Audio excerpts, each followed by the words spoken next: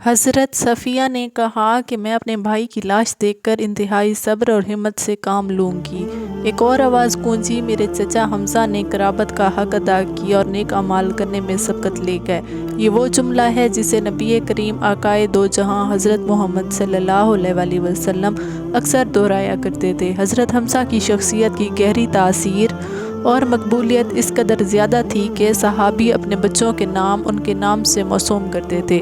ناظرین گرامی، سوال تو یہ ہے کہ اتنے بلند مرتبہ اور نامور اسلامی شخصیت کی آخر 2 دفعہ قبر کیوں کھولی گئی؟ یہ تو سب جانتے ہیں کہ پیارے آقا محمد مصطفیٰ صلی اللہ علیہ وسلم اپنے چچا سے بے حد محبت کیا کرتے تھے۔ ایک دفعہ ایک صحابی بارگاہ رسالت میں حاضر ہو کر عرض کرنے لگے، میرے ہاں لڑکے کی ولادت ہوئی ہے، میں اس کا کیا نام رکھوں؟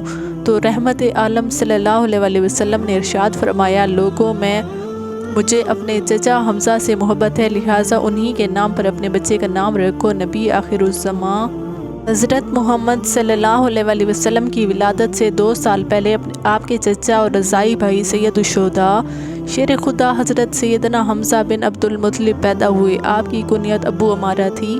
آپ نہایت حسین و جمیل، دبلے پتلے، چوڑی چھاتی اور دراز قد تھے۔ آپ اپنے بھتیجے حضرت محمد صلی اللہ علیہ وسلم سے بے پناہ محبت کرتے تھے اور ان کی حفاظت میں پیش رہتے، بلکہ اگر یہ کہا جائے کہ ان کے سامنے ہوتے ہوئے کسی کافر کی جرأت نہ ہوتی کہ نبی کریم کے خلاف کوئی نازیبا لفظ بھی بول دے۔ اسی طرح لانے نبوت کو 6 سال گزر چکے تھے کہ ایک دن کوہ صفا کے قریب ایک باندی نے آپ کو شکار سے واپسی پر روکا اور کہنے لگی، اے ابو عمارہ، کاش آپ پہلے آ جاتے، تھوڑی دیر پہلے ہی ابو جہل نے آپ کے بھتیجے محمد کو گالیاں نکالی ہیں اور ہاتھا پائی بھی کی، لیکن محمد صلی اللہ علیہ وسلم نے کوئی جواب نہیں دیا اور چلے گئے۔ یہ سنتے ہی آپ جوش میں آ گئے، تیزی کے ساتھ خانہ کعبہ کی طرف بڑھے، بغیر کسی اور طرف متوجہ ہوئے سیدھا ابو جہل کے پاس گئے اور جاتے ہی اس کے سر پر زور سے اپنی کمان دے ماری۔ ابو جہل کے سر سے خون کا فوارہ نکل پڑا اور ساتھ ہی فرمانے لگے، آج سے میرا دین وہی ہے جو میرے بھتیجے محمد کا ہے،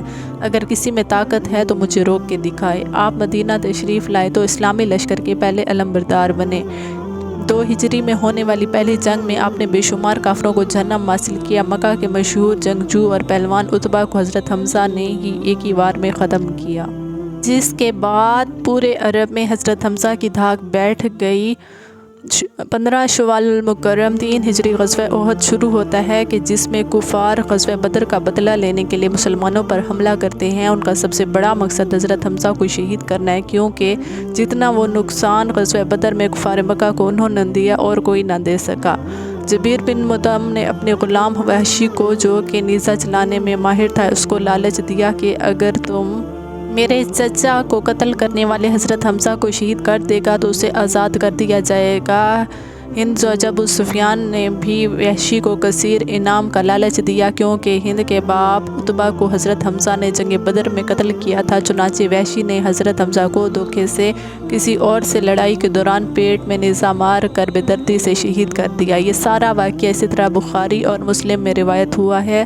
حضرت حمزہ کا پیٹ چاک کر کے ان کا کلیجہ نکال کر ہندہ نے چبایا، پھر ہندہ نے کافر عورتوں کے ساتھ مل کر حضرت حمزہ کے کان ناک کاٹ کر انہیں لڑی میں پرو کر ان کے کڑے بازو بند اور پازیب بنائے اور انہیں پہن کر مکہ میں داخل ہوئی۔ جب نبی کریم صلی اللہ علیہ وسلم نے حضرت حمزہ کے جسم کو دیکھا تو آپ صلی اللہ علیہ وسلم رونے لگے۔ آپ کے کٹے ہوئے جسم کو دیکھ کر شدت غم سے آپ صلی اللہ علیہ وسلم کی آواز بلند ہوئی اور فرمایا، حمزہ سید الشہداء ہیں۔ مسلمانوں، ذرا ایک دفعہ اس منظر کو سامنے لاؤ کہ جب حضرت حمزہ کی بہن حضرت صفیہ کو پتہ چلا کہ ان بھائی شہید ہو گئے، وہ ان کو دیکھنے کے لیے آئی تو حضور اکرم صلی اللہ علیہ وسلم نے ان کو اپنے بھائی کا کٹا ہوا جسم دیکھنے نہ دیا۔